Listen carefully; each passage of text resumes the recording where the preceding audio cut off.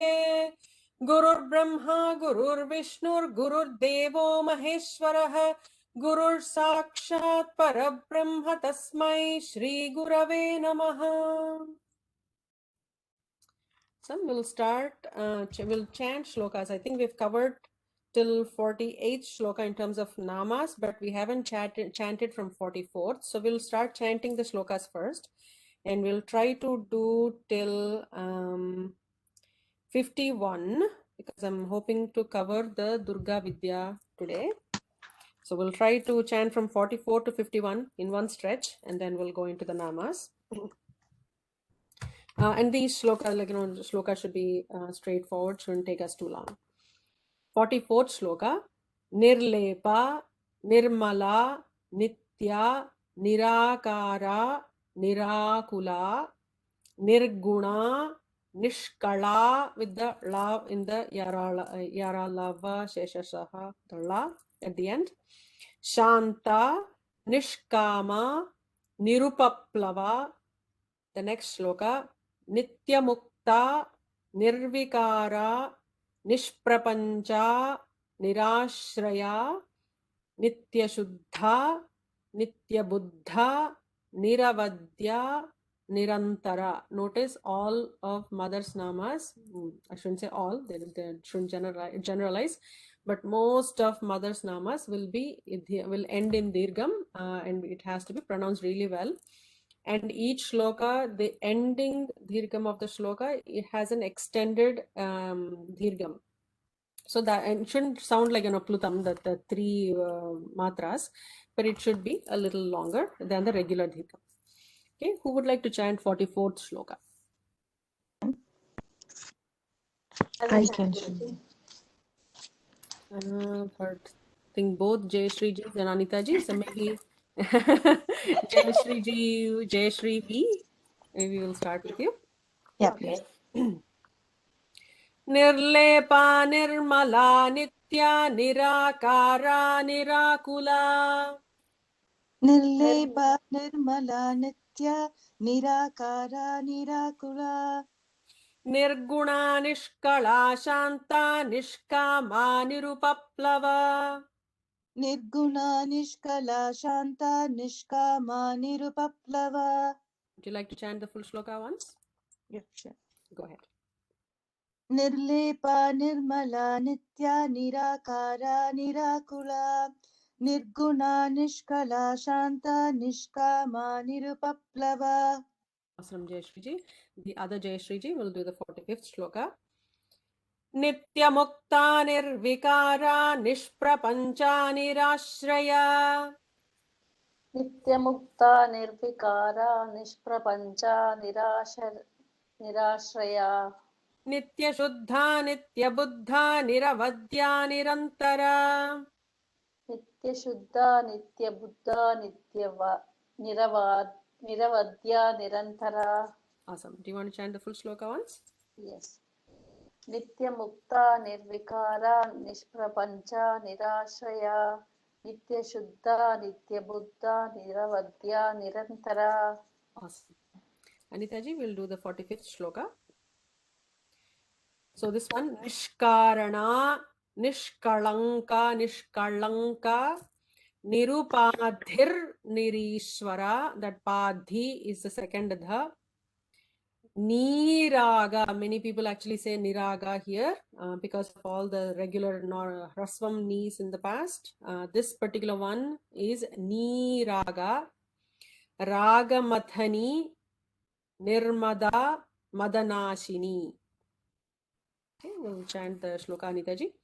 Nishkarana, Nishkalanka, Nirupadhir, Nirishwara. Nishkarana Nishkalanka Nirubadhirnirishwara. Niraga Raga Mathani Nirmada Madanashini. Niragaraga Madhani Nirmada Madanashini.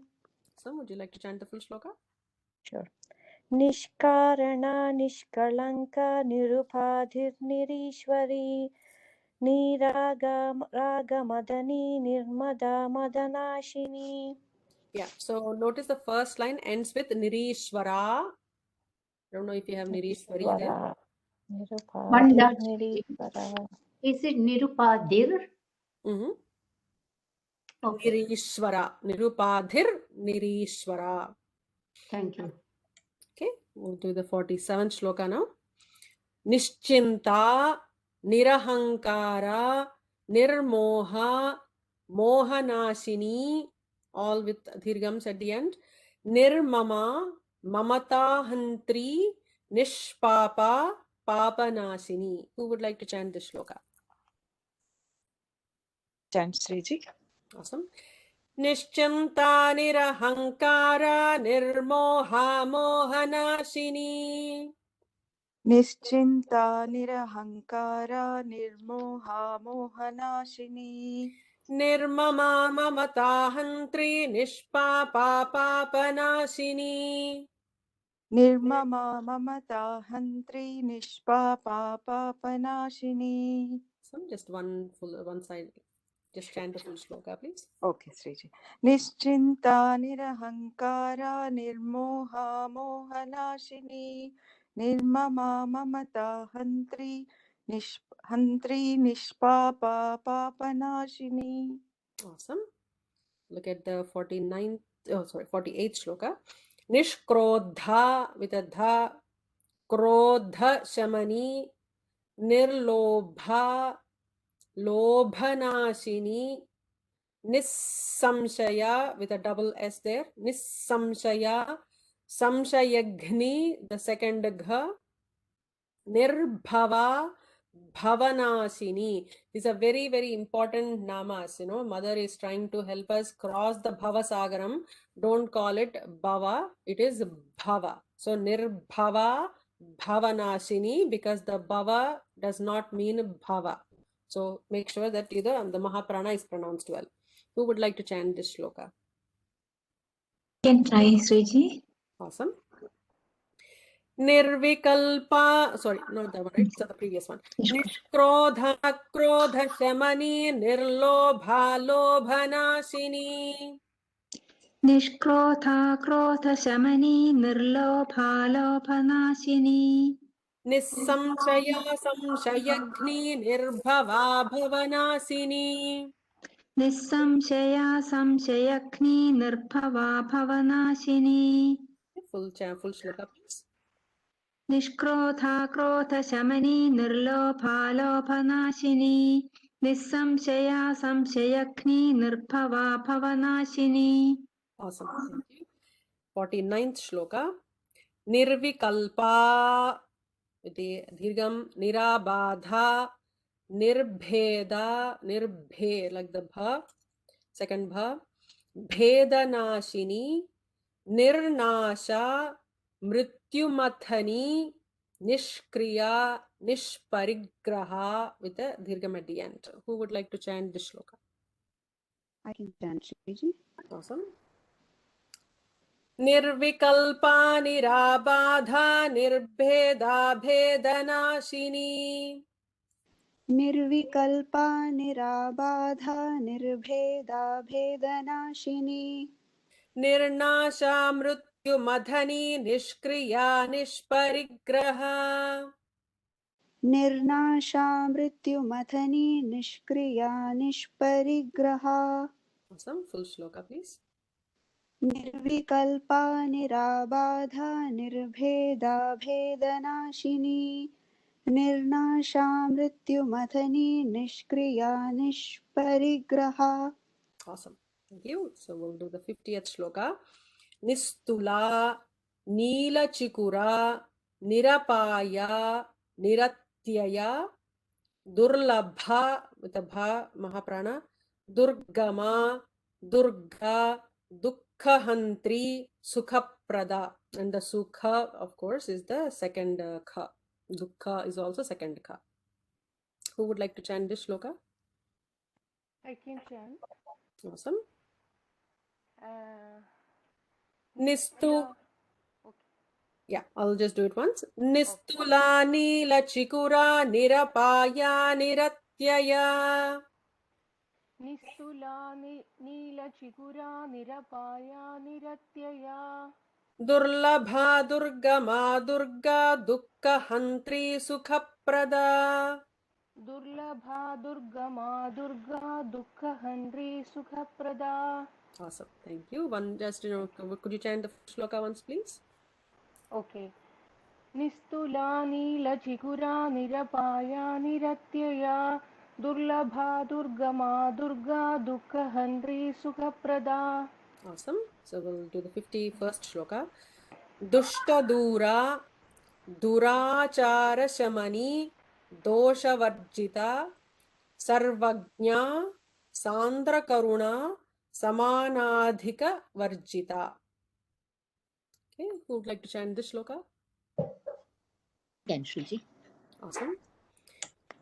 Dushtadura Durachara Shamani Doshavarjita दुष्टदूरा दुराचार शमनी दोषवर्जिता सर्वज्ञा सान्द्र करुणा समानाधिकवर्जिता सर्वज्ञा सान्द्र करुणा समानाधिकवर्जिता समानाधिकवर्जिता.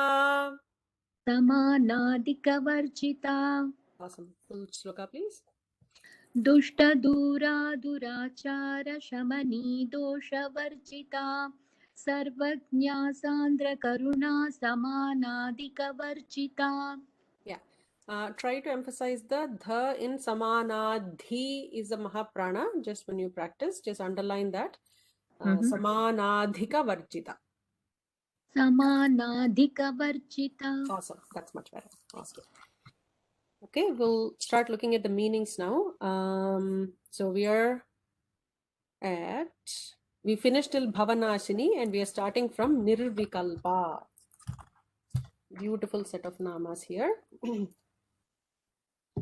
So Vikalpas means what Patanjali Yoga Sutras actually talk about the kind of thoughts, and he talks about Vikalpas as the thoughts that don't have a reality and are more fanciful thoughts. So mother is somebody who is who does not, or who gives, takes us beyond those Vikalpas, is one meaning. So there are three meanings to this that we will talk about. So without false imaginations is how Bhaskara Raya describes it. So some without Vikalpas. Then the second meaning is V means opposed, Kalpa means theory. So there is no theory opposed to her existence because everything is inseparable from her. So Devi is devoid of all separateness. This talks about the non-duality. So that is the second meaning. The third meaning is the Nirvikalpa Samadhi, without the modifications in mind. So even in Samadhi, in the Patanjali, in the Ashtanga Yoga, so there is the Samadhi, and then in the Samadhi there are multiple layers, and then comes the Ritambara Prajna that we talked about during Shakti Sadhana talk. So Nirvikalpa means without any modifications in the last mental modification. So there is no specific distinctions that you can make. It is, you're in that Advaitik mode where you are not able to see any separateness between you, the Jiva, Jagat and Paramatma. So that state is the Nirvikalpa state. So it is related to that Nirvikalpa Samadhi as well. So there are three meanings to it. Shriji, in the second one you talked about V means opposed, Kalpa means theory. Okay. Thank you. So none of the theories oppose her existence is what it says. So the next nama, Nirabadha. So when it is seen that the appearance of silver, okay, so I'll not read this and confuse everybody. So there is a nyaya called Shuktika Muktika Mani. So when you see a shell shining through, like, the pearl in the shell shining through, it shows as if silver.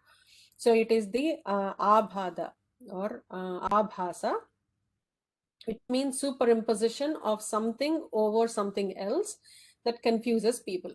and Rajju Sarpavat, right? Like that's I think a more relatable and more more popular Nyaya that is talked about, and Shankaracharya talks about this in every one of his works.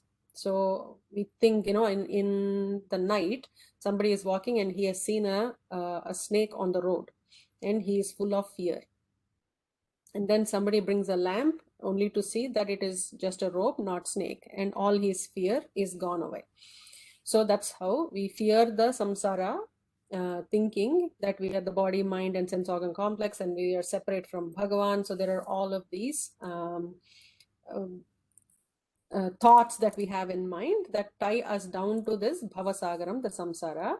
As soon as we realize that we are the Atman and not this body, mind, sense complex, and then we are, not further away from Bhagavan, that just makes us feel quite comfortable. So that superimposition is removed. So nirabhada means undisturbed is how it is translated into English. And Shankaracharya, Bhaskara Raya provides a very short description. It reads as, when it is seen that the appearance of silver in the shell is deceptive, the illusion vanishes. There is no such liability to error in her nature.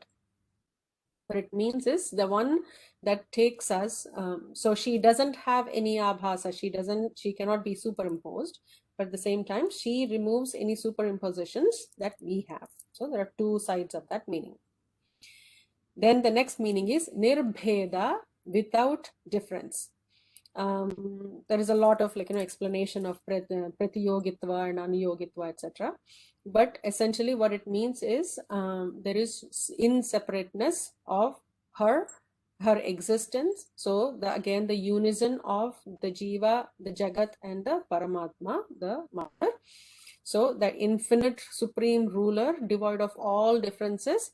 And the next nama immediately is a connecting nama, Bheda Nashini. She removes all those differences in us, and we are able to see ourselves not just as an individual entity called this body, mind, and sense complex, and not seeing myself as a jiva, but she removes all the differences, so I can relate myself with the whole universe. The next nama is Nirnasha.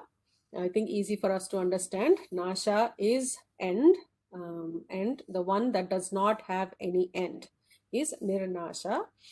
Brahman is being knowledge and infinity, so eternal. So that's the meaning. And Mrityu Mathani is again connected to Nirnasha. She is eternal, and she makes us eternal by destroying our Mrityu.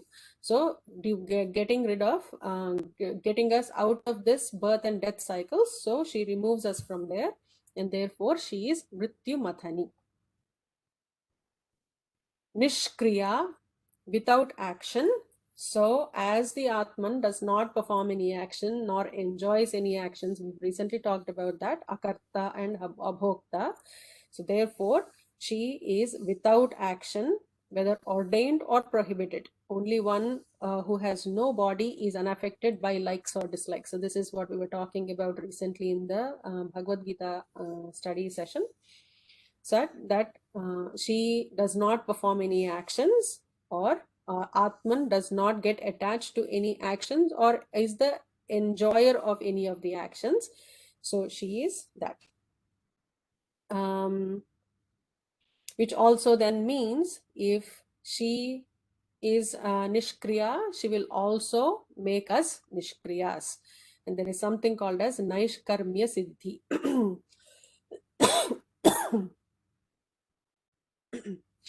Naishkarmya Siddhi, actually there is a book on Naishkarmya Siddhi by Sureshwaracharya, Shankaracharya's disciple, and it talks about how we are not performing actions despite performing actions. And I know that we've recently also talked about inaction, action, and unaction. So how do we be in that unaction mode where we are performing actions, but we are not connected to any of those actions or attached to any of those actions? So mother is that because she is the consciousness, she is the Chit Shakti, and she also makes us the Nishkriyas. She helps us perform Naishkarmya Siddhi, or she bestows on us Naishkarmya Siddhi. Nishparigraha. Parigraham means distress. Parigraham is accumulation, and she doesn't accumulate anything and includes karma phalas or karmas. So similarly, there are two different ways we have to look at this. We should stop parigrahanam, which is a different thing. First, she does not accumulate anything, and she helps us not accumulate anything is the second meaning. The third is more of an action item, is when we think of our day-to-day life, and what some of us who want to be karma yogis, parigraha has to be one of those don't do list. So nishparigraha. If that makes sense, shall we move forward? Parigraha, the meaning of parigraha, can you please explain once more? Accumulation. So accumulation of wealth, accumulation of punyas and papas, accumulation of hoarding of relationships, attachments. Take it in any different way. And in a capitalist world, we think that is a fantastic thing that we accumulate so many things. But what is required is to be accumulated, and not necessarily for 7 generations to 10 generations that they hundreds of thousands of crores of rupees. So that's not necessary. So that parigraham or parigrahanam should be avoided. Okay, thank you. Nistula, we were just looking at similar meaning for Bhagavan in Vishnu Sahasranamam. Tula means something that can be measured, and nistula means something that cannot be measured or compared or explained through anything. So without cause or comparison is nistula. Neela Chikura, blue haired, is what it explains as, but I know there is a deeper meaning to it. So I'm going to write this down, and I will bring back, or I'll probably post some notes on this. Then Neela Chikura. But Bhaskara Raya does not. Sorry? In the initial namas, did we not? I thought we said black hair, right? Did we? So dark that it was some particular flower we compared it against. Correct. Yeah. So here, the only explanation he gives, or the only thing I see here, is blue haired and Neela Chikura in the brackets. But I know there is deeper meaning to this, so I will get back to you. I don't want to talk about something that I did not recollect well. I'll bring that back. Nirapaya. So apaya we know, and nirapaya is imperishable. And the one who removes the apaya from us is nirapaya. Niratyaya, without transgression.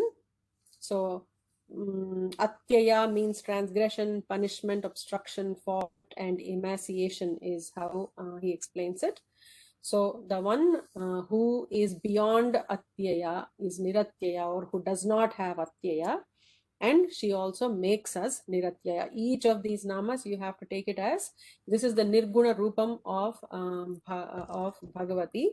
So, and she will make us get there as well. So all the way from nirlepa or niradhara till here niratyaya are in that the nirguna paramatatvam or paratatvam of Bhagavati. The next set of I'm sorry, can you repeat what does atyaya means? Transgression. Transgression. Okay. And apaya is danger, right? Yes. Okay. So yeah. Okay. Next set of meanings are extremely important. It's just like every other meaning or every other nama. So this is Durga Vidya. And does anybody remember what we were looking at? What is the other Vidya we looked at before this pop quiz?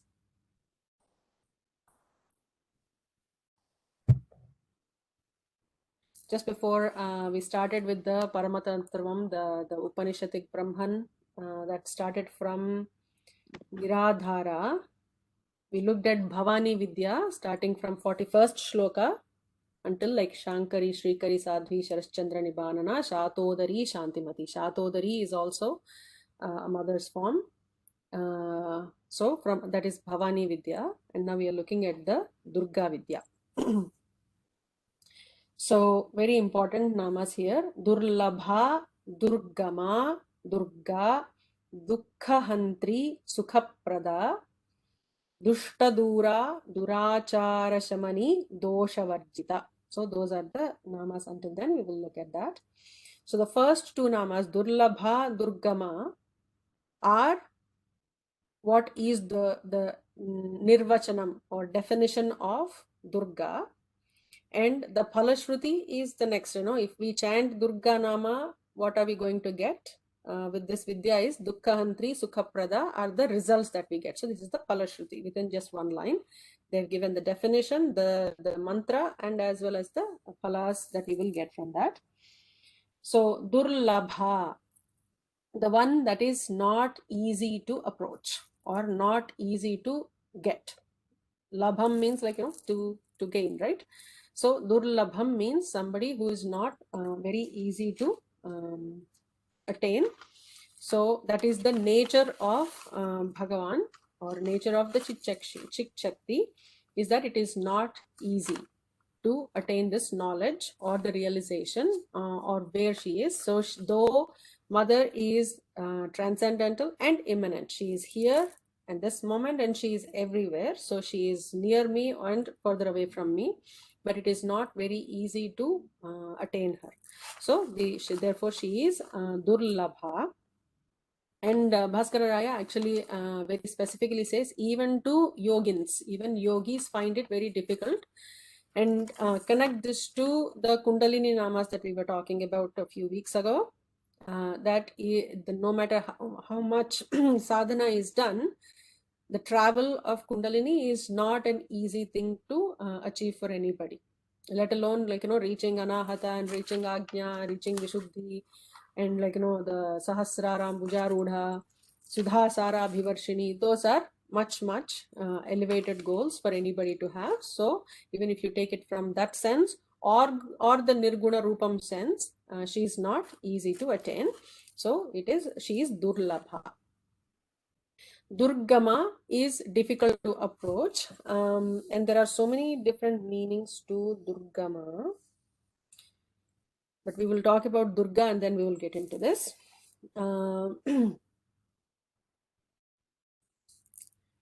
Yeah, so Durgama is also because she killed the Durgamaha is one of the demons that she killed. So therefore she is called Durga.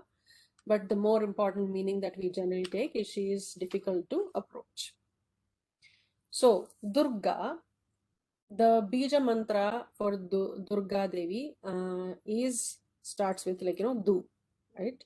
And all of these words that you're now looking at, this whole set, you say do so many times that you actually are uttering the Bija mantra for Mother Durga. So who is Durga? Actually have separate notes on this one. The one who takes off Duhu means all the words that start with Du. This is how it is explained. It is like Dukkham, Duritam, Durmargam, Dushtatvam, Duracharam, Dussadhyam, anything that is impossible to achieve. And what else is more impossible to achieve than the real Brahman? So the Dussadhyam, Durgati, etc. So the one who removes all of these Duhu words, that is who Durga is. And by praying to Durga, they say these are the 11 or 12 things that we cross, or we go beyond these things. Is Daitye Mahavigne, Bhavabandhe Kukarmane, Shoke Dukkhe Narake, Yamadande Cha Janmani Mahabhaye. So she helps us go beyond Daityas, demons, Mahavignas, the major obstacles, Bhavabhande, all the attachments of the samsara, Kukarmane, so to do wrong doings, Shoke, from sorrow, Dukkhe, from again Dukham, Narake from Naraka, Yamadande relieves us from Yamadanda, Cha Janmani, so from the birth and death cycles, Mahabhaye from all the bhayas, the fears, and Roge from diseases. So that's and actually when we chant Durga Suktam, a lot of you might be very familiar with it. So we say Jata Veda se Sunava Maso Mamarati. It starts with Jata Veda, and Jata Veda we were just talking about in the Vishnu Sahasranamam class being the Homa, right? Like Jata Veda is the Agnihotra. And in that there is a beautiful term called Sutara Sitara Se Namaha, which means Sutarasi Tarase Namaha, which is she helps us cross the ocean of samsara. So from and I've learned that Pratarana means taking us to the higher level of elevated state, and Uttarana means to a state where you never return. So she takes us into that. She is the Tarana Shakti, the one that the Shakti that helps us cross the samsara. So therefore she is Durga. Okay, did that make sense? So these are quite important namas. What did you say was Daitya, Shriji? Daitye Mahavigne, Bhavabhande Kukarmane, Shoke Dukhe Narake, Yamadande cha Janmani, Mahabhaye Rogi. What is the meaning of Daitya? Daitya means demons. Demons. Asuras.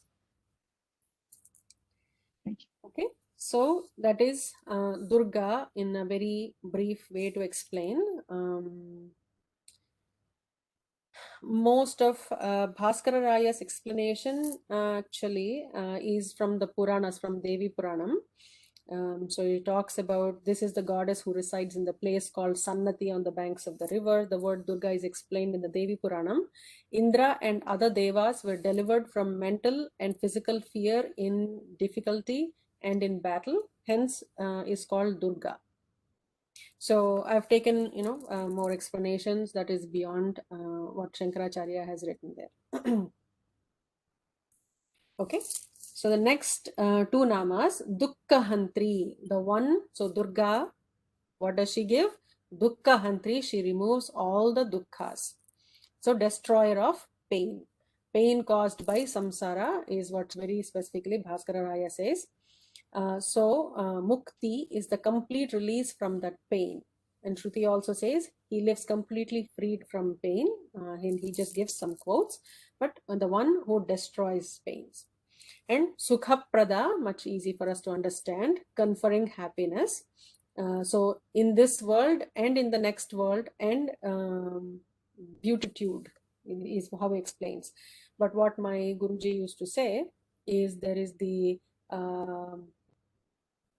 Vishaya Sukham and Parama Sukham. So the one that gives both the Vishaya Sukhas and Parama Sukhas, and just how we were thinking about the one who is a Vishaya Lola and Lola Mukta Phalanvita, just think about those namas. The one who is happy with the Vishaya Sukhas, she lets them be, because ultimately it's our happiness that mother is looking for. And the one who is not necessarily pleased with the regular Vishaya Sukhas and is looking for the Paramasukham, she says, okay, fine, I'll give you Paramasukham as well. So the one who bestows both. Dushtadura, the unattainable by sinners, by dushtas. She is very far from the one that are sinners. Those who argue sophistically never worship Devi, the ruler of the universe, the benevolent, is how Bhaskara Raya explains it, or it actually from Devi Bhagavatam. The next one is Durachara Shamani. Acharas, and if there are Duracharas, she putting an end to evil customs is what she does. And there is another meaning that I have seen. she quickly destroys all the sins of men committed by neglecting the daily rites and observing the prohibited ones. So somebody who may not be able to do, but not because they have ignored, but because they still are doing some of the activities but may not be able to do all the activities. For example, all the dvijas, all who have received sandhya as a upanayanam, are supposed to be doing agnihotram 3 times a day, but we don't do. And we are supposed to be doing sandhya vandanam, and many don't do. So she tries to, as long as their intention is still towards, she is still uplifted intention towards moksha and mukti, then she destroys their sins as well. The next nama, Durachara Shamani, we've seen that. Dosha Varjita. Would you be able to share the notes about the Durga things, like what you explained? Because it's like I'm trying to grapple with everything and it's a little too much. So if you're able to share it, it'll be great, Guruji. Sure. I have it as scribbles in my notes. I'll try to type that into the forum. Sorry, I'm adding on to your plate, but no worries. No worries. Thank you. No worries. So I have Neela Chikura and I have Durga. Ultimately, whether you take the full notes or not, it's the importance of each of these namas. And when you're chanting, it's that recollection of some of these, at least the basics, that's the most important piece, right? None of us can remember everything that we learn. I remember the story, I think Satiji shared it once, about that the basket, the cane basket that was used for coal. I know how many times he carries water back and forth. And what happens in that, whether you carry water or not, at least, we are clearing our antahkarana by listening to this. I'll definitely post what I have got, but there is a lot to do Durga Vidya. It is not necessarily a Mahavidya. There are 10 Mahavidyas, right? Dasha Mahavidyas. There is Kali Vidya that is considered Mahavidya. For some reason, Durga Vidya is not, but she is the manifestation in so many other ways. But she actually is very helpful in getting us across the bondage of samsara.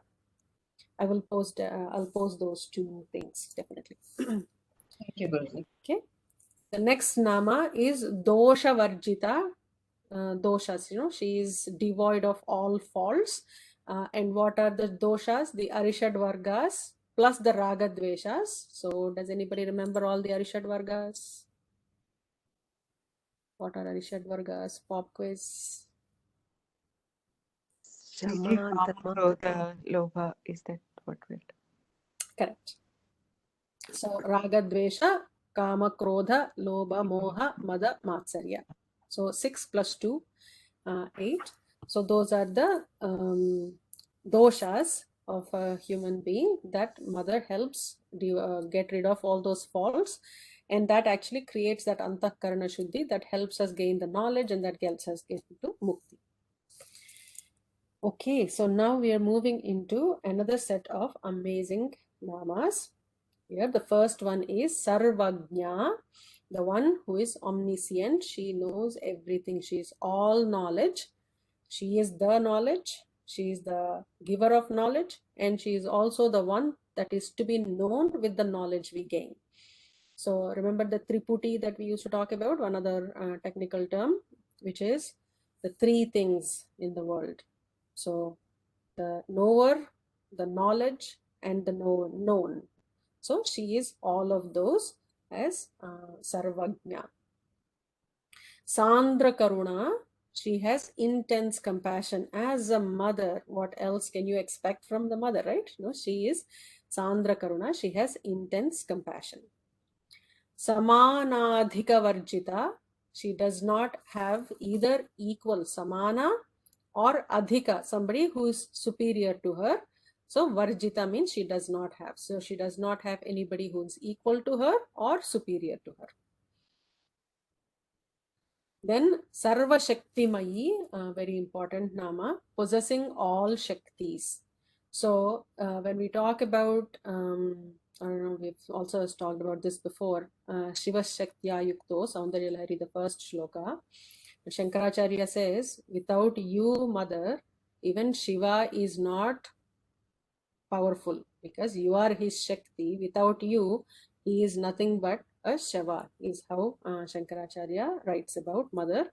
So anything that we are doing, it is because of the energy within us, that Shakti within us, that we are able to deliver anything. If we are able to breathe, if we are able to speak, if we are able to do any activity, that is all because of the Shakti. That is one meaning. The other meaning is the number of the 64 crores of Shaktis that exist in the universe. She is the master of the possessor of all of those Shaktis. It is her amshas that are in each of those forms of Shakti. And when you think about, the Sri Chakram behind me, so each of those positions, so individual, like, either triangles or the petals here, each of those are major Shakti points, and ultimately all of those Shaktis lead you to the Bindu, the Bindu at the center. So that is how she is the possessor of all the Shaktis, and there are so many Shaktis. And here's where I want to say something, but I'm also scared of saying something.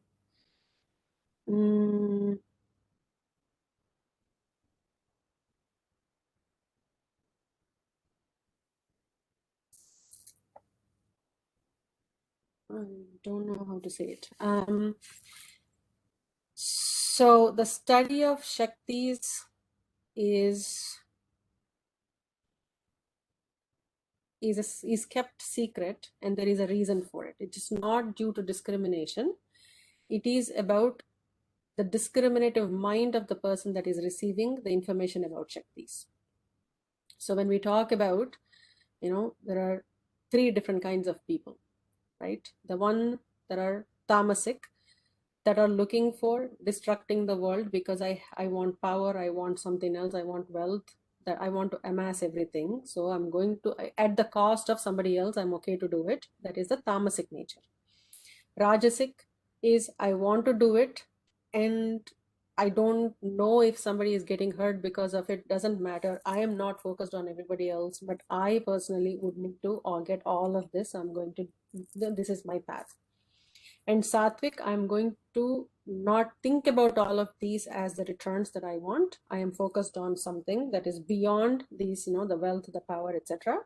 But if I happen to have them, that gives me an opportunity to distribute it among people that really need it, is the Sattvic nature.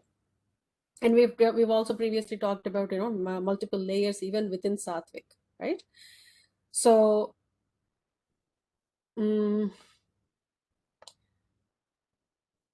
does anybody know where these Shaktis are named?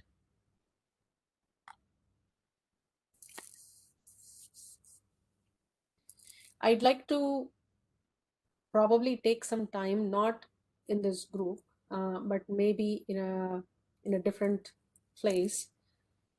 I would like to give some more information about the Shaktis, but I'm also at the same time hesitant to give it to just, what you call non-serious onlookers. That's not what I'm talking about. But I have to figure out who I can share that information with. So let me think through a little bit more. I don't know why Mother is bringing this thought in my head, but I'd be able to share as long as, the purpose is Sattvic. And note that you might have heard many pravachanakartas say, oh, you should not have vigrahams in your house, you should not have Sri Chakrams in your house, or you should not have saligramas, you're not supposed to keep Shivalingas. Recently something came up, and I was discussing with one of my family members. That happens because of which category of these 3 that we were talking about that we fall under, and what we are expecting from any of those alambanas. Alambanas are symbols, right? Any of those alambanas that we keep, what is that we are expecting out of it? Our nature should be a complete, I don't have any expectations. All I have is pure love for Bhagavan, nothing else. That's the most important criteria to understand anything that we can get, right? With science, we've been able to go to different planets. At the same time, we were able to destroy our own planet with nuclear weapons. It's the same science. It's how people interpret and take things out of it. And there is destruction that could happen or lots of benefit that could happen. So there should be a scale that we should monitor. There's some, the Uttamadhikari, the Madhyamadhikari, and the Adhamadhikari, if anybody remembers that conversation at some point, that we talked about it in, I think, long ago. Where do we fall under? Uttamadhikaris, even if we think, the highest of the Uttamadhikaris being like, somebody like Adi Shankaracharya, we can't compare ourselves to him. But are we somewhere in between the Madhyamadhikari and the Uttamadhikari, and what scale? And are we moving up in that, go to a higher level of that scale is important. And every thought and action that you have in your mind is very important to monitor and to catch things that are going sideways and bring them back into that one path, Eka Buddhi, that we have talked about in Bhagavad Gita. So I will follow up in the forum, and we will talk about what next steps are to understand the Sarva Shaktis. But in the next class, we'll continue with, Sadgati Prada, etc. But I'll be holding something completely different away out of this class for talking a little bit more about Sarva Shakti Mayi. Any final thoughts before we conclude? Srija, I'm so sorry, but can you repeat that Daitya Mahavigne Bhava Bhaya? I was trying to write, but Yeah, that's what I think somebody else was asking too, I think Taraji, but I will post it on the forum. okay, Anita. thank you. Thank you. Sriji, I have a question. You told about 10 Vidyas, right? Sri Vidya, then Bhavani Vidya, Durga Vidya. What are the other 7? Like, Durga is not one of them. Durga is not one of them, Oh. nor is Bhavani. No. So this is all happening like, here. So I will tell you, there is a nice, beautiful shloka. It's okay. Yeah. So it starts with Tara. Let me-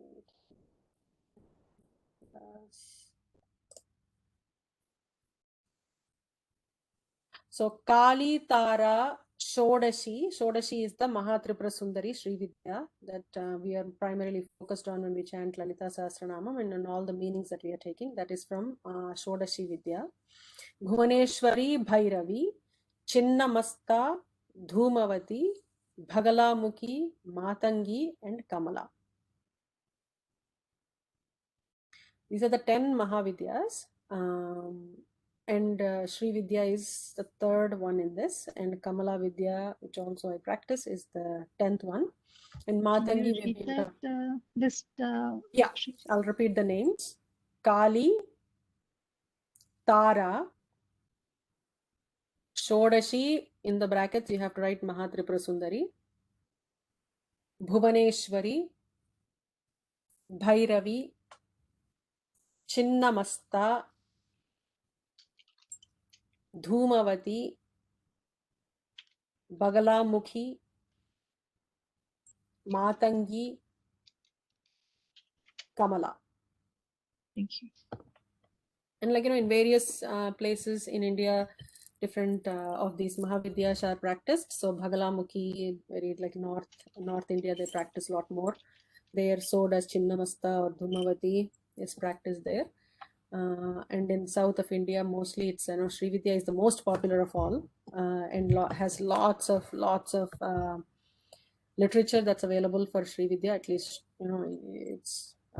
it's enormous.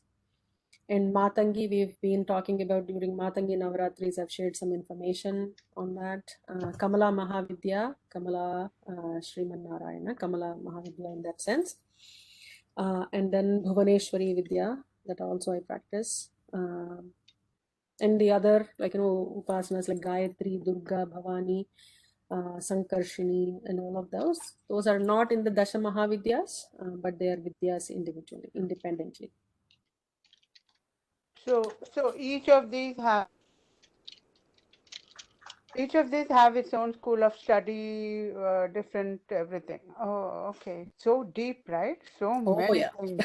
Oh my God, I can't even believe it. Yeah.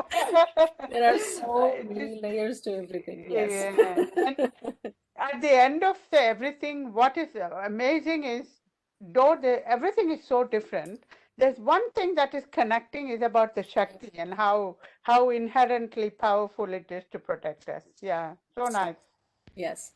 And ultimately, all of this connects back to that one thing. And I know I always say, if you had to summarize the whole Shastras into one aksharam, that will be Pranavam, Om. If you had to bring it down to the essence of all the teaching, what is Vedam trying to teach us? Tattvamasi. What are we trying to understand? Where do we need to get to? Aham Brahmasmi. And everything just comes down to either like, a word, a phrase.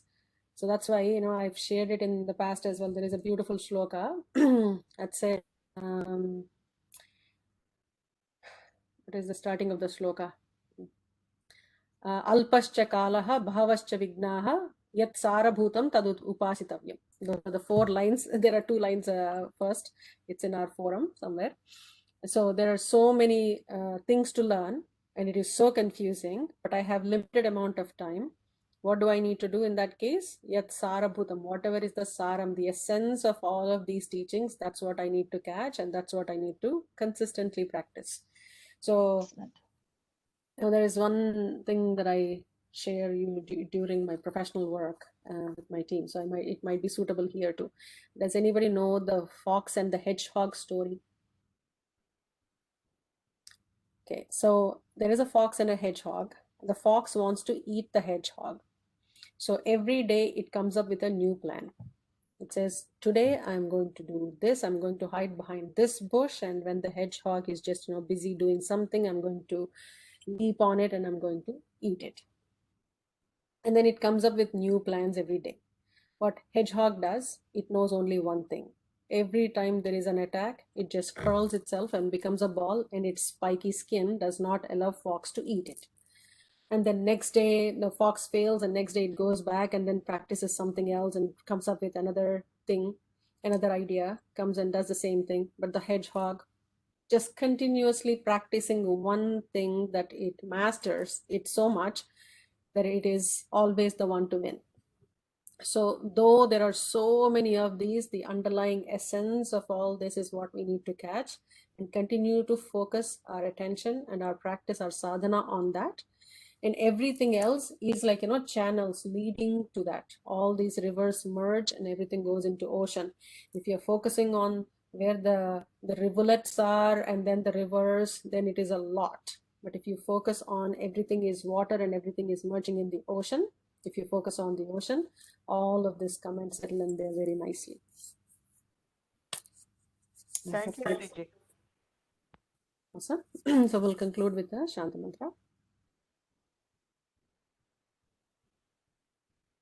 Om Purnamadah Purnamidam Purnat Purnamudachyate Purnasya Purnamadaya Purnameva Vasishyate.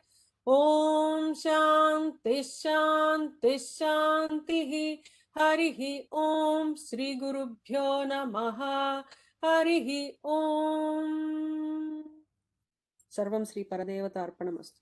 Thank you so much for your time. Namaskaram. Extra Thank 9 you. minutes. Thank you, Sriji. Thank you, Namaskar. Sriji. Yeah.